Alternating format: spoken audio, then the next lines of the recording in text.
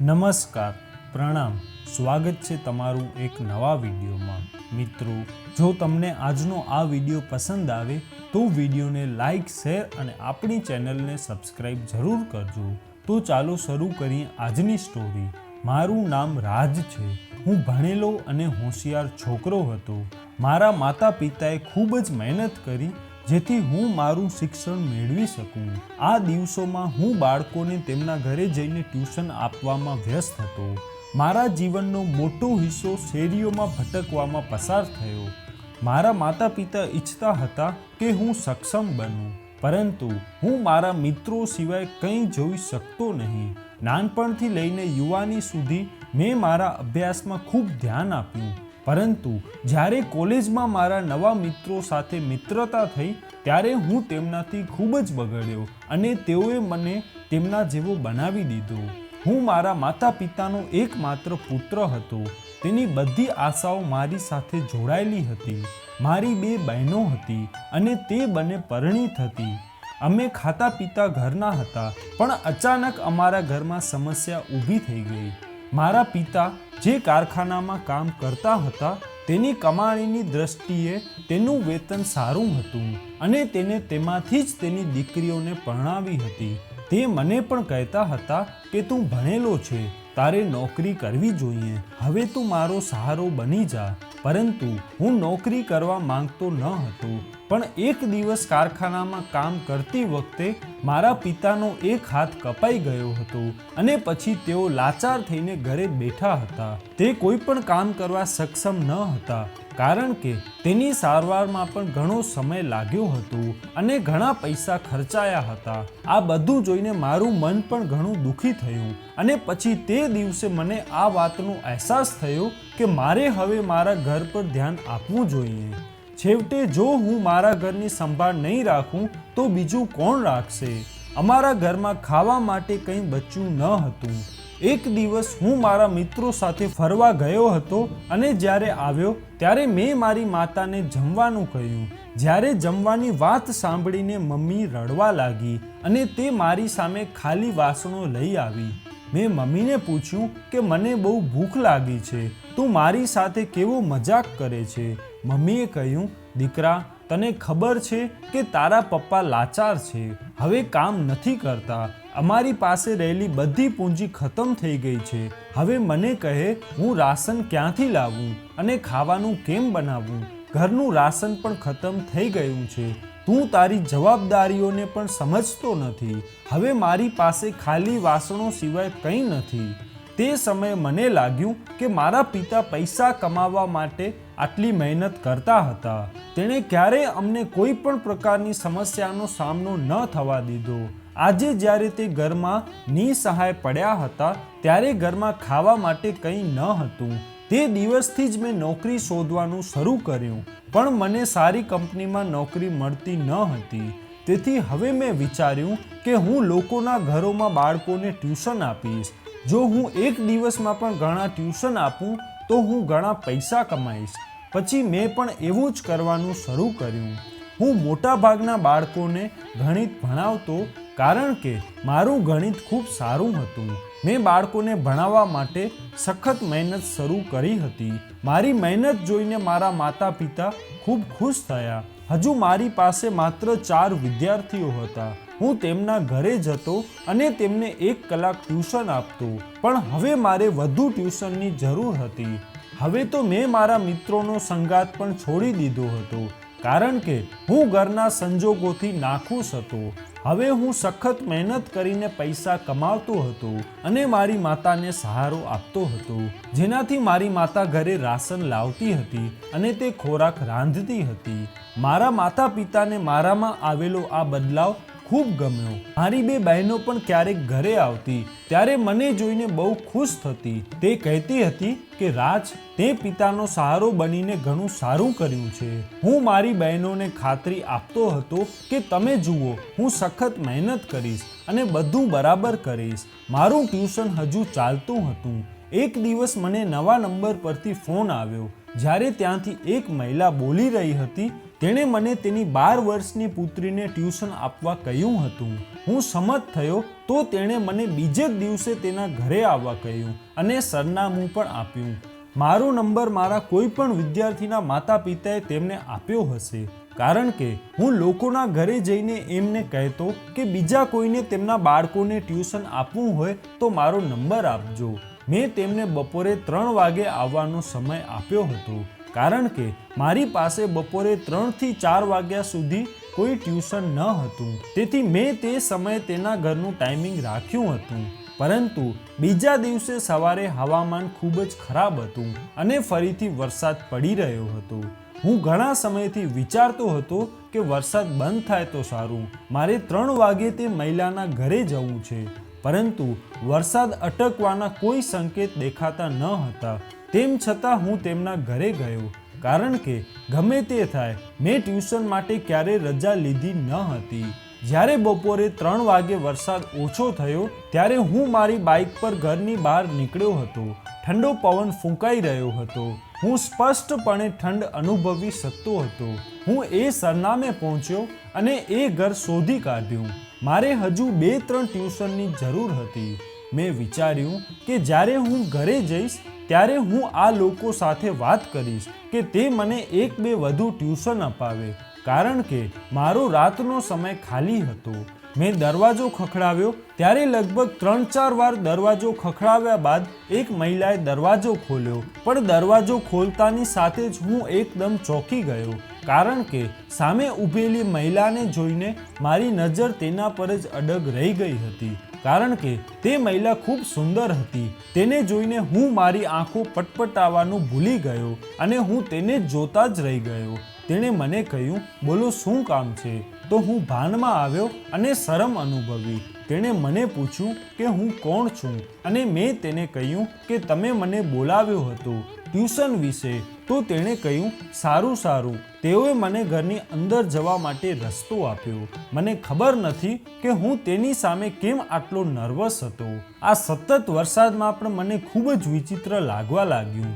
મારા ભીના કપડાં જોઈને તેણે કહ્યું કે તમે તો એકદમ ભીના થઈ ગયા છો. મેં કહ્યું, હું ખૂબ જ સમયનો પાબંદ છું.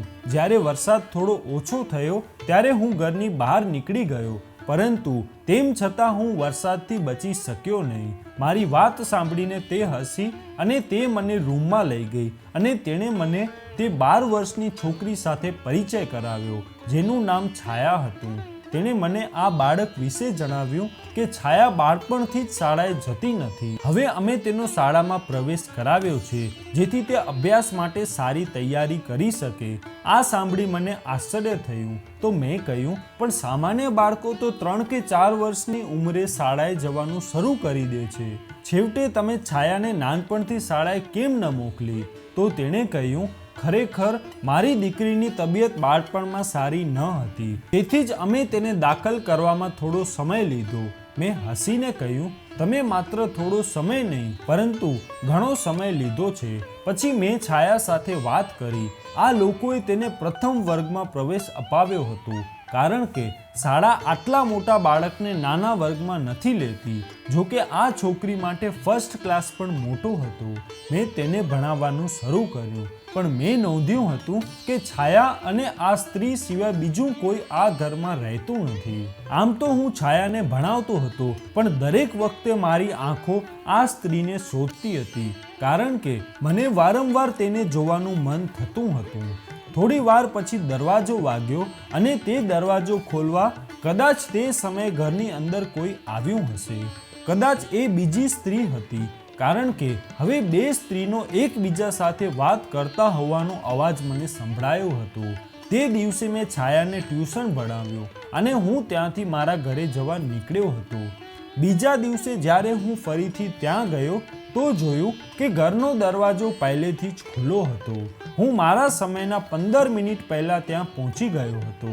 તેમ છતાં મેં દરવાજે ઊભા રહીને તે દરવાજો ખખડાવ્યો અને એ જ સ્ત્રી દરવાજા પાસે આવી. તેણે મારી સામે સ્મિત કર્યું અને મને અંદર આવવા ઈશારો કર્યો.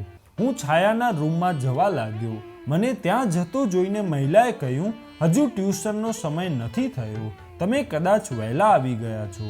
છાયા બહાર ગઈ છે. મેં કહ્યું, હા, આજે હું ફ્રી હતો તેથી હું અહીં વહેલો આવ્યો છું. તેણે કહ્યું કે તમે બેસો, એ લોકો આવતા જ હશે. હું સોફા પર બેઠો અને આમ તેમ જોવા લાગ્યો. તે સ્ત્રી બીજા રૂમમાં ગઈ અને રૂમનો દરવાજો ખુલ્લો હતો. મેં તેની પાછળ જવાનું વિચાર્યું, પરંતુ પછી મેં મારી જાતને નિયંત્રિત કરી અને ત્યાં સોફાની બાજુમાં બેસી ગયો. થોડો સમય વીતી ગયો. જ્યારે બીજી સ્ત્રી સાથે છાયા ઘરે આવી. કદાચ તે કોઈ બીજી સ્ત્રી સાથે ક્યાંક ગઈ હતી અથવા તે ઘરની નોકરાણી હોય એવું લાગતું હતું.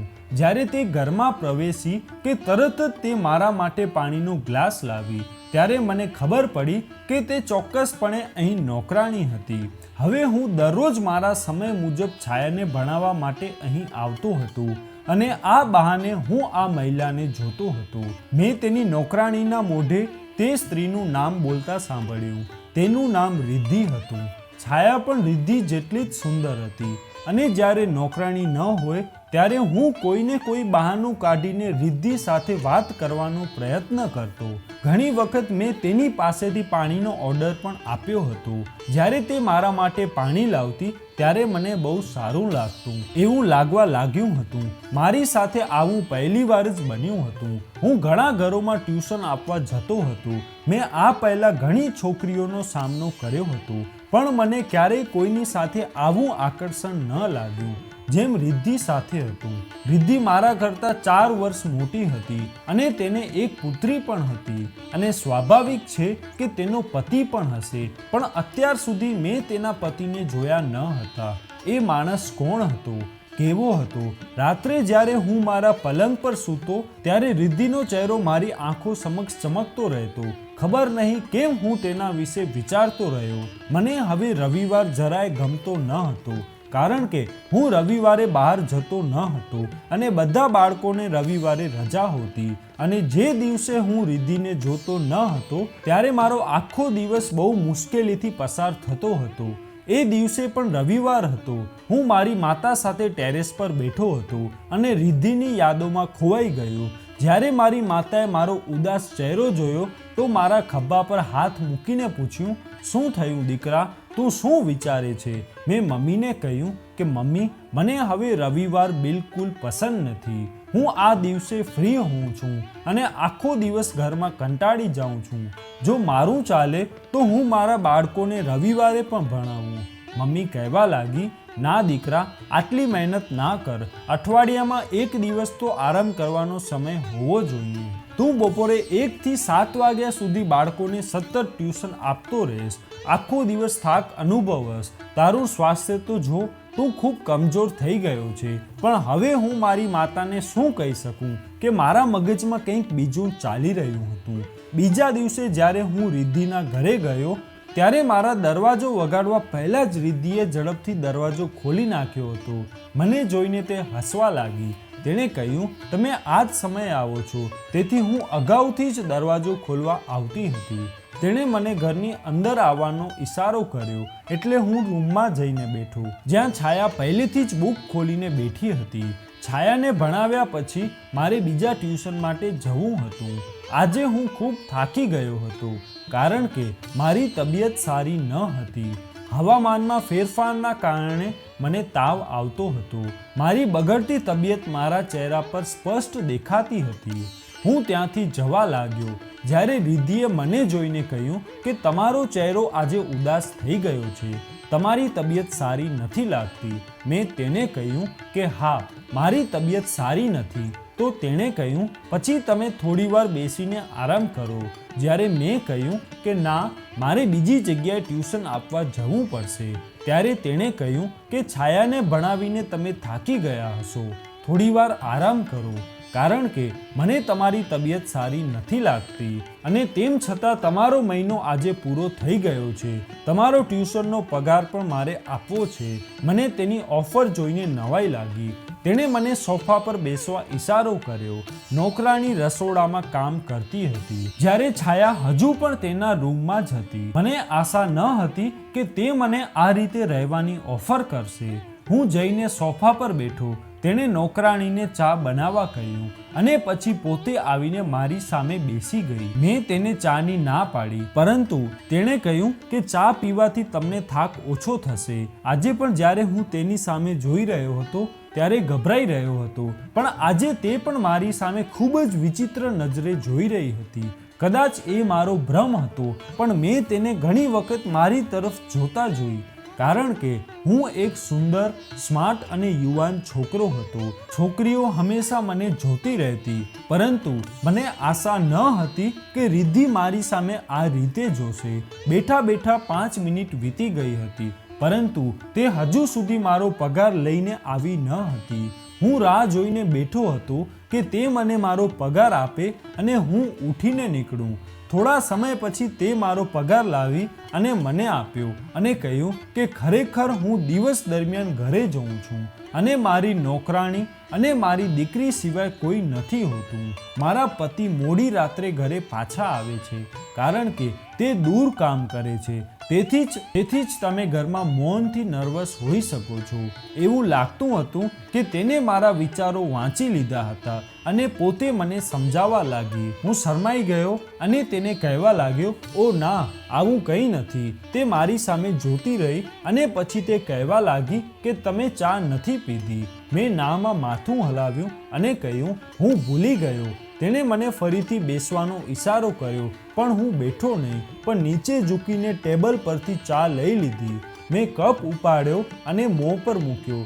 ચા ઠંડી થઈ ગઈ હતી. મેં ઝડપથી ચા પીધી અને કપ ટેબલ પર મૂક્યો અને આભાર કહીને દરવાજા તરફ જવા લાગ્યો. પછી તેણે મને રોક્યો અને કહ્યું કે એમ કરો, આજે રાત્રે અમારી સાથે જમવાનું જમી લો. આ સાંભળીને હું ચોંકી ગયો. મેં કહ્યું, "ના ના." તો તેણે કહ્યું, "આજે અમારી છાયાનો જન્મદિવસ છે. તમારા ગયા પછી તે તમારા ખૂબ વખાણ કરે છે. તે હંમેશા કહે છે કે મારા સાહેબ ખૂબ સારા છે. તો તેની ખુશી માટે તમે અમારી સાથે જોડાઈ શકો છો. તે તમને પસંદ કરે છે. તેથી મેં વિચાર્યું કે હું તમને આમંત્રણ આપું."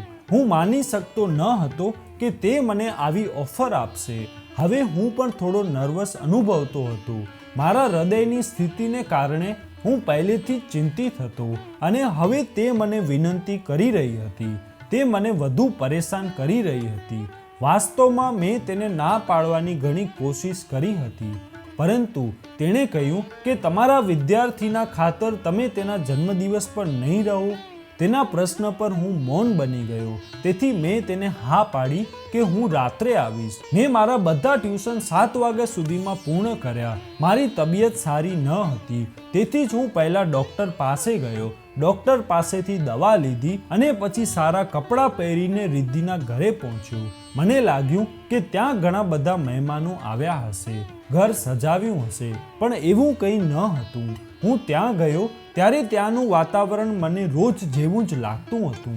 રાતનો સમય હતો, પણ એ 3 સિવાય ઘરમાં બીજું કોઈ ન હતું.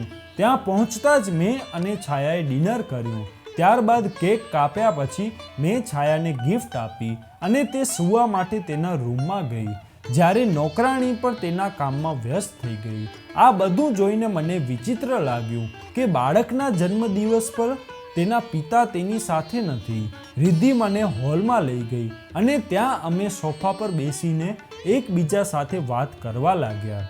મને તેની સાથે વાત કરીને ખૂબ સારું લાગ્યું. આજે તે વધુ સુંદર લાગી રહી હતી. તેના ઘરે લોકો આવે તે તેને પસંદ હતું. તેણે કહ્યું કે તે આખો દિવસ ઘરે એકલી રહે છે, જેના કારણે તે નર્વસનેસનો શિકાર બની રહી છે. પરંતુ તે એકલી ન હતી. તેની નોકરાણી ત્યાં હતી. તેમને એક પુત્રી હતી, પણ ખબર નહીં આ રીતે તે કેમ વાત કરી રહી હતી. તેણે કહ્યું કે મને તમારું આવવું ગમે છે.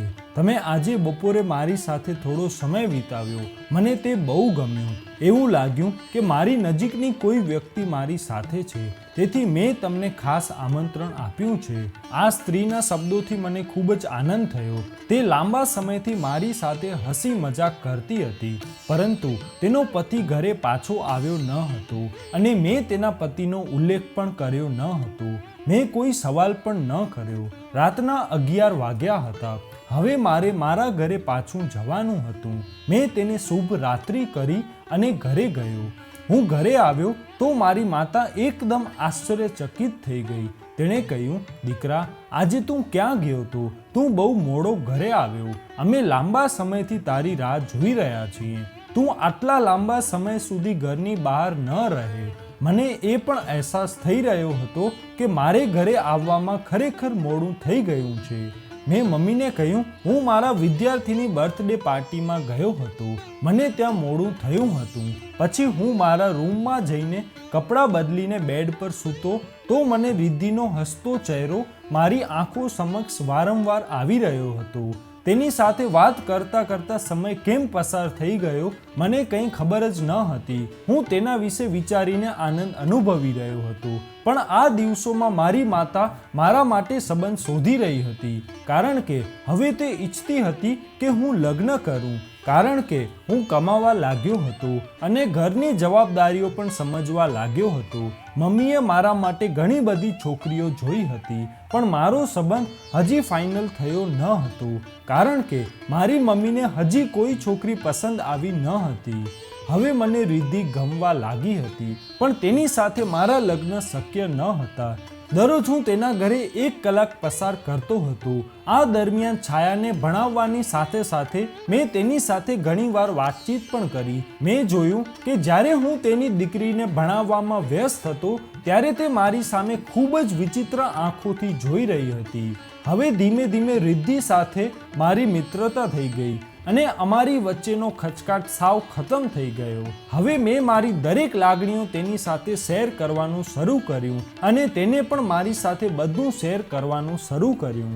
એક દિવસ જ્યારે હું રિદ્ધિના ઘરે ગયો ત્યારે જોયું કે રિદ્ધિ આમ તેમ ચાલતી હતી. જ્યારે મેં નોકરાણીને તેના વિશે પૂછ્યું તો નોકરાણીએ મને કહ્યું કે તેમની તબિયત સારી નથી. આ સાંભળીને મેં છાયાને ભણવાનું કહ્યું અને હું પોતે રિદ્ધિના રૂમમાં આવ્યો. જ્યારે મેં જોયું ત્યારે તેના ચહેરા પર સ્પષ્ટ દેખાતું હતું કે તેની તબિયત સારી નથી. તે પલંગ પર સૂતી હતી. મને જોઈને તે ઊભી થઈને બેઠી અને મને બેસવાનો ઈશારો કર્યો. હું પણ સામે મૂકેલી ખુરશી પર બેસી ગયો. મેં પૂછ્યું કે તમારી તબિયત કેમ છે? તો તે કહેવા લાગી, મને થોડો તાવ આવ્યો છે, બીજું કંઈ નહીં. મેં કહ્યું, પણ તમે તમારા ચહેરા પર ખૂબ નબળા દેખાઈ રહ્યા છો. તમે દવા લીધી કે નહીં? પછી તેણે કહ્યું, દવાની કોઈ જરૂર નથી. મેં કહ્યું, દવાની જરૂર કેવી રીતે નથી? તો તેણે કહ્યું, હા, ખરેખર મને ગઈકાલે રાતથી તાવ છે અને આ તાવ મને ખૂબ જ પરેશાન કરે છે.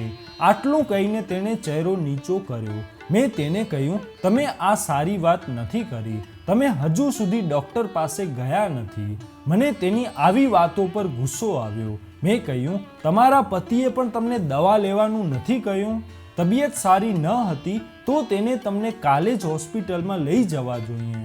જ્યારે મેં તેને આ કહ્યું ત્યારે તે મારી વાત સાંભળીને વિચિત્ર પ્રતિક્રિયા આપી રહી હતી. ખબર નહીં તેને શું થયું.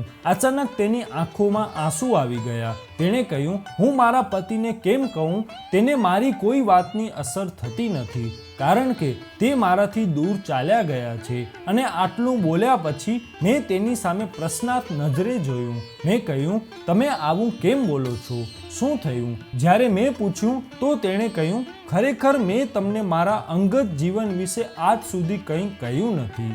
તમે મારા વિશે કશું જાણતા નથી. તો આજે હું તમને બધું સત્ય કહું છું. તે કહેવા લાગી, ખરેખર હું વિધવા છું. હું આ ઘરમાં એકલી રહું છું. તેણે જે કહ્યું તે સાંભળીને જાણે મને ભારે આઘાત લાગ્યો. મેં કહ્યું, તમે વિધવા છો? પણ તમે એવું કહ્યું હતું કે તમારા પતિ મોડી રાત્રે ઘરે આવે છે. જ્યારે મેં તેને આ યાદ કરાવ્યું ત્યારે તેણે કહ્યું, હા, મેં એવું કહ્યું હતું. હું પહેલાં એકલી રહેતી હતી, પણ હવે મારી નોકરાણી મારી સાથે રહે છે અને તેની દીકરી પણ. હવે મને ફરી ઝટકો લાગ્યો. મેં કહ્યું, પણ મેં અહીં તમારી દીકરીને જ જોઈ છે. આ નોકરાણીને પણ એક દીકરી છે? તો તે કહેવા લાગી, ના ના, છાયા મારી દીકરી નથી. છાયા મારી નોકરાણીની દીકરી છે. એ સાંભળીને મને મારા કાન પર વિશ્વાસ ના આવ્યો, કારણ કે જ્યારે હું અહીં પહેલીવાર આવ્યો હતો ત્યારે તેણે મને કહ્યું હતું કે છાયા તેની દીકરી છે. તેણીએ મને કહ્યું છાયા તેમની પુત્રી નથી. જ્યારે તે અહીં આવી ત્યારે તે સંપૂર્ણપણે એકલી હતી. તેને કોઈની કંપનીની જરૂર હતી, તેથી જ તેણે આ નોકરાણીને રાખી હતી. તેથી જ તેણે આ નોકરાણીને નોકરીએ રાખી હતી, જે તેની પુત્રીને પોતાની સાથે લઈને આવતી હતી. તે ગરીબ હતી, તેથી રિદ્ધિ ઈચ્છતી હતી કે તે પોતાની નોકરાણીની દીકરીને શિક્ષણ આપે. આ વિચારીને તેણે તેની નોકરાણીની જવાબદારી લીધી અને તેની પુત્રીને પ્રવેશ અપાવ્યો. હવે તે તેના માટે શિક્ષક રાખવા માંગતી હતી, તેથી તેણે મને રાખ્યો, પણ તેના પરિવારમાં તેને પોતાનું કોઈ ન હતું. તેથી તેણે નોકરાણી અને તેની પુત્રીની ખૂબ કાળજી લીધી. તેણે નોકરાણીની દીકરી સાથે પ્રેમ હતો, પરંતુ તેમ છતાં છાયા મોટા ભાગે તેના અભ્યાસમાં વ્યસ્ત રહેતી હતી અને નોકરાણી ઘરકામમાં વ્યસ્ત હતી અને રિદ્ધિ ઘરમાં રહીને હજુ એકલતા અનુભવતી હતી. પહેલાં તો હું તેને ખૂબ જ ધ્યાનથી સાંભળતો રહ્યો. પછી મેં તેને કહ્યું, તમારું આવું જૂઠું બોલવાનું કારણ શું હતું? તો તે કહેવા લાગી, હું એક ગરીબ પરિવારની એક છોકરી હતી. મારા પિતા શાળાના એક ચોકીદાર હતા અને મારી માતા મોટા બંગલામાં નોકરાણી તરીકે કામ કરતી હતી. હું ખૂબ જ સુંદર હતી, એટલા માટે આસપાસના છોકરાઓ મારા પર નજર રાખતા હતા. મમ્મીએ મને ભણાવી રાખી ન હતી. બસ તેને મને હંમેશા ઘરમાં દુનિયાથી છુપાવીને રાખી. પણ મને વાંચવાનો બહુ શોખ હતો, પણ હું મારા માતા પિતાની ઈચ્છા વિરુદ્ધ ગઈ ન હતી. મારાથી નાની 2 બહેનો હતી, પણ તે સુંદર ન હતી, તેથી જ માતાએ ક્યારેય તેના પર એટલું ધ્યાન આપ્યું નહીં. પણ માં હંમેશા મારી કાળજી લેતી. હું પોતે પણ મારી સુંદરતા પ્રત્યે ઘણી સજાગ થઈ ગઈ હતી અને પછી હું 20 વર્ષની થઈ હતી.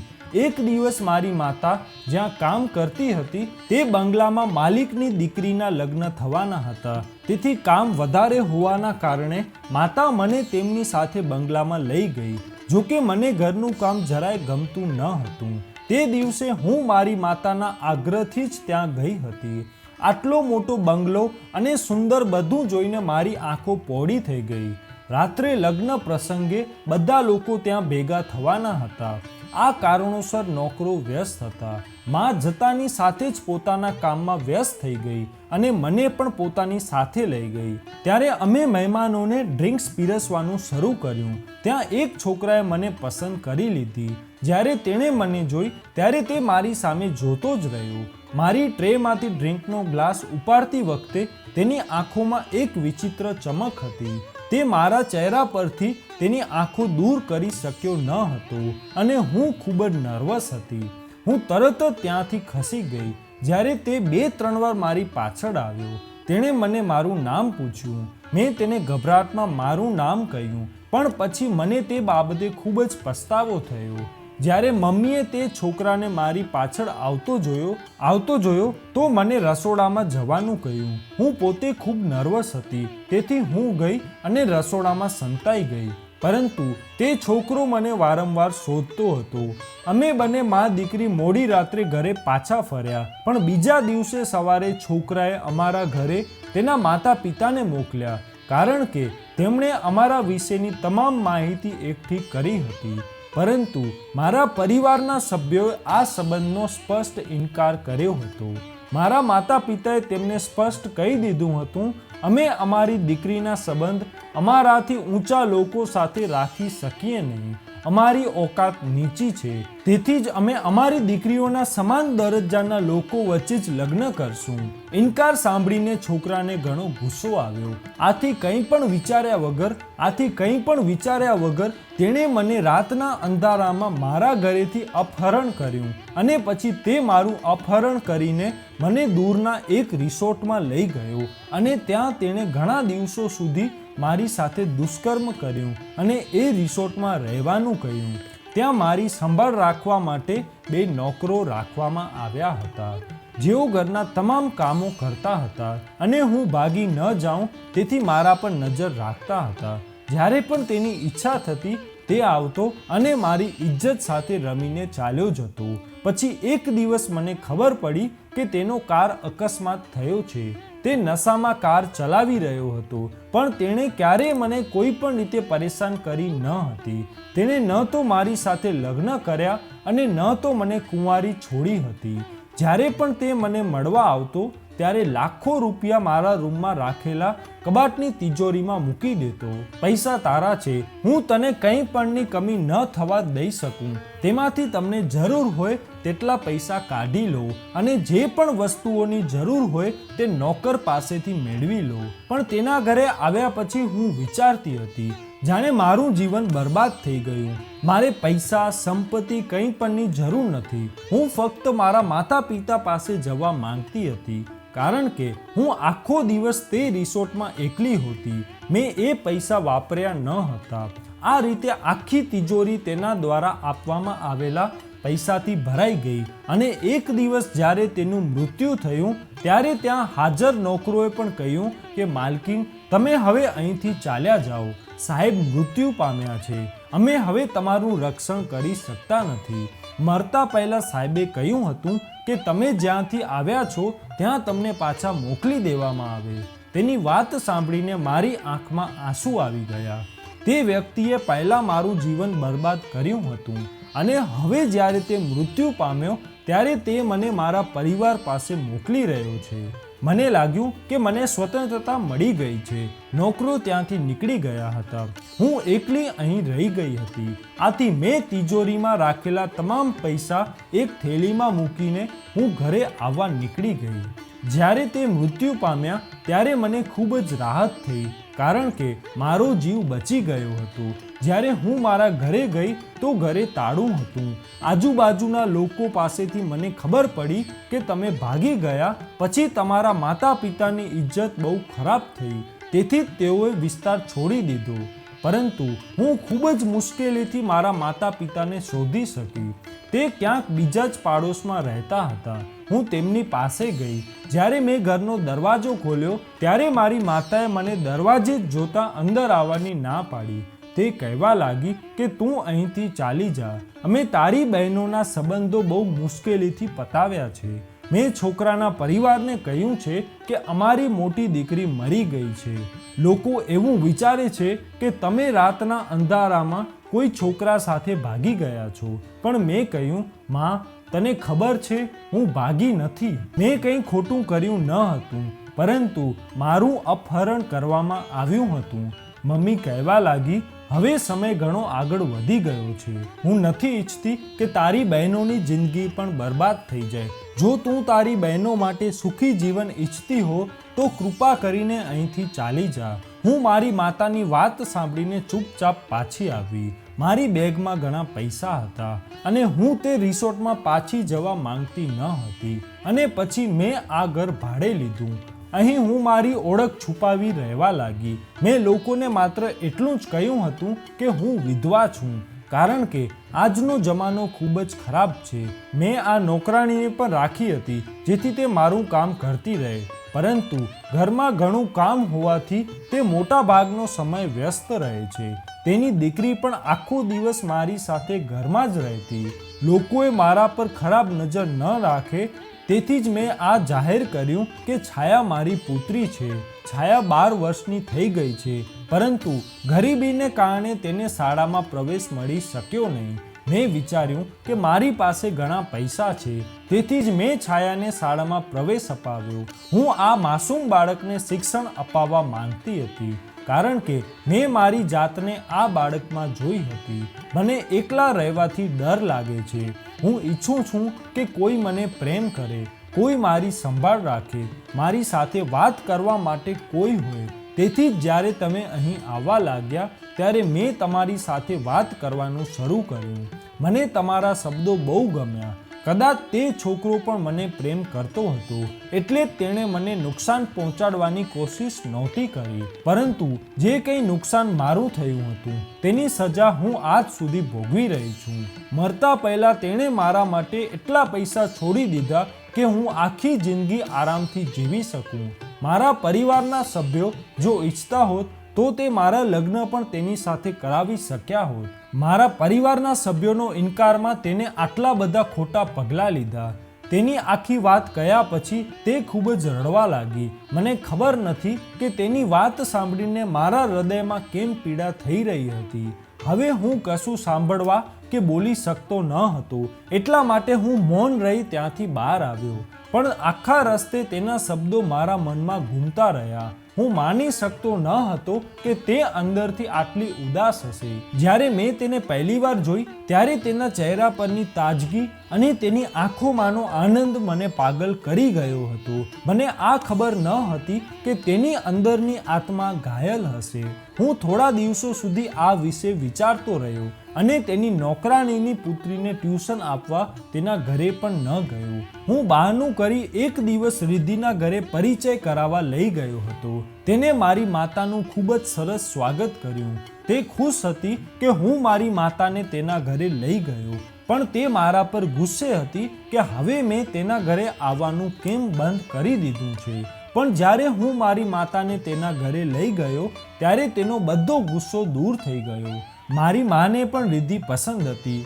મેં મમ્મીને રિદ્ધિ વિશે કહ્યું ન હતું કે તેની વિધવા હોવાની વાત પણ નહોતી કહી, પરંતુ મારી માતા તેની એકલતા સહન કરી શકતી ન હતી અને તેણે આ બાબત સામે વાંધો ઉઠાવ્યો હતો. જ્યારે મેં તેને કહ્યું કે તેના માતા પિતા આ દુનિયામાં નથી અને તેથી તે અહીં એકલી રહે છે, તેને કોઈ ભાઈ બહેન નથી અને તે સંબંધીઓ રાખવા તૈયાર નથી, તેથી તે એકલી છે. મારી વાત સાંભળીને મમ્મી ઊંડા વિચારમાં પડી ગઈ. મને ખબર હતી કે મમ્મી માટે થોડું મુશ્કેલ હશે, કારણ કે રિદ્ધિ મારાથી 4 વર્ષ મોટી હતી અને મમ્મીને મોટી ઉંમરની સ્ત્રીનો સંગાત બિલકુલ પસંદ ન હતો. પણ થોડા દિવસો પછી માતાએ મારી ઈચ્છાને ધ્યાનમાં રાખીને આ સંબંધ માટે હા પાડી. તે દિવસે હું ખૂબ જ ખુશ હતો. જ્યારે મેં રિદ્ધિને આ વિશે કહ્યું ત્યારે તે પણ ખૂબ જ ખુશ હતી, કારણ કે તે પણ મારી સાથે લગ્ન કરવા માંગતી હતી. મેં તેની સાથે લગ્ન કર્યા અને પછી તેને વિદાય આપી અને તેને મારા ઘરે લાવ્યો. અમારા બંનેના લગ્ન થયાને ઘણો સમય થઈ ગયો છે. અમે બંને હવે એકબીજા સાથે ખૂબ જ ખુશ છીએ. હું આજે પણ બાળકોને ટ્યુશન આપું છું. છાયાને હું મારી જવાબદારીથી ફ્રી ટ્યુશન આપું છું અને આ વાતને ઘણા વર્ષો વીતી ગયા છે. છાયા પણ યુવાન થઈ ગઈ. અમારા બંને પતિ પત્નીને 2 બાળકો પણ છે. રિદ્ધિના પપ્પાએ સારું કર્યું ન હતું, પણ રિદ્ધિના લગ્ન તે છોકરા સાથે કર્યા હોત તો તે આજે મારી પત્ની ન બનત. એ બધો ભાગ્યનો ખેલ છે. જેની સાથે ભગવાને આપણા નસીબ લખ્યા હોય છે, આપણે તેનો જ સાથ મળે છે. તેથી વ્યક્તિએ ફક્ત ભગવાનની ઈચ્છા સામે માથું નમાવવું જોઈએ. તો મિત્રો, આજનો આ વિડીયો તમને કેવો લાગ્યો કોમેન્ટમાં જરૂર કહેજો અને જો વિડીયો પસંદ આવ્યો હોય તો વિડીયોને લાઈક, શેર અને આપણી ચેનલને સબસ્ક્રાઈબ જરૂર કરજો. જય શ્રી કૃષ્ણ.